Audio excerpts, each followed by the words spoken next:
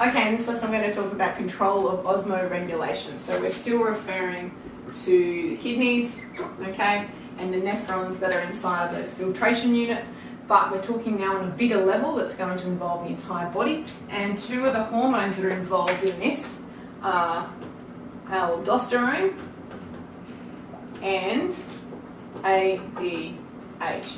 Now, ADH stands for anti-diuretic hormone.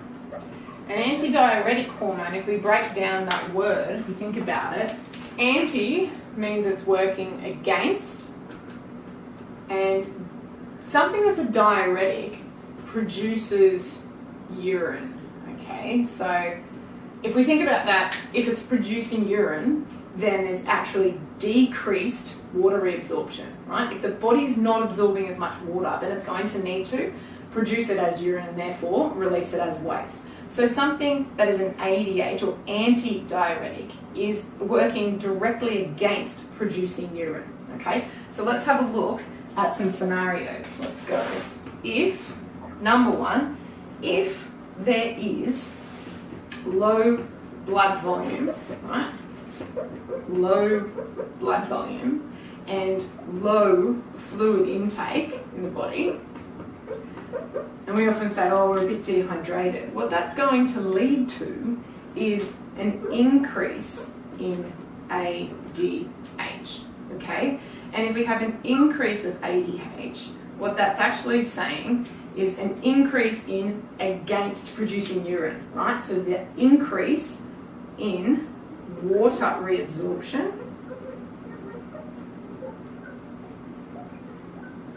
which is going to lead to decreased urine. Okay, just be mindful of all these little arrows.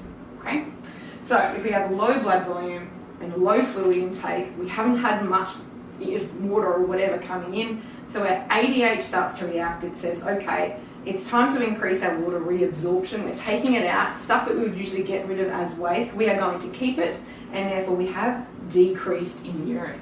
Now the flip side of that is if we have high blood volume and we have high fluid intake, then the exact opposite happens, okay? So that means we are going to have a decrease in ADH, right? Which is going to lead to, if we have decrease in ADH, what we really have is anti-diuretic, which means we have something that is a diuretic, which means it's going to produce urine. So therefore, we're going to have decreased water reabsorption, and therefore the flip side is happening. We're going to have a lot of increase of urine, right? Increase of urinary volume. If our body doesn't want to reabsorb stuff, the only place it can go is by getting rid of it as a waste through the urine. Okay, so there are two scenarios. If the body's not going so well, then it starts to produce that ADH, and it can keeps some of the water it was going to get rid of, and therefore the volume of that in the urine is going to decrease. The flip side is if we have high blood volume, the body seems to be going okay, we can probably spare some of that water and release it as urine. So there's decreased ADH happening, and therefore decreased water absorption, and more of that is going to get put out in urine.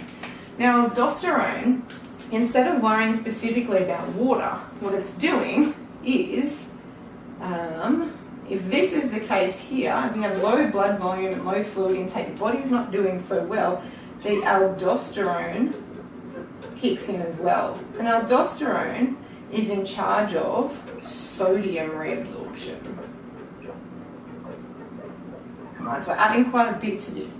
If there's increased sodium reabsorption, there's going to be increased water reabsorption as well, and therefore we're in the exact same boat as here. We're going to have much less urine, okay? Now there's a couple of different things that can change the course of this situation. Number one is alcohol, right? Alcohol actually sits right in here. Alcohol will lead to high blood volume, high fluid intake, but more importantly, it stimulates ADH. If ADH, it stops ADH. It stimulates the body to stop production of ADH. It's going to decrease production of ADH. And what that's going to do is tell our body, no, everything's fine, okay? Get rid of that water. We don't need it. We're going to decrease the water absorption, and therefore we're going to have an increase in the amount of urine that's produced, right? So if you're drinking a lot of alcohol, your body's actually being told every time you take a sip that, oh, it's okay, we don't need this. And so that's why we sometimes talk about alcohol being something that dehydrates us, okay? Because our body starts to produce a lot more urine. Okay, now, on top of that, there's some other things. They often talk about caffeine being in this same situation as alcohol. It's a diuretic, okay? It is going to produce more urine. It's going to make our body produce more urine. So caffeine is acting in the exact same way. It's going to stop ADH being produced. And we often hear about diuretics in sport.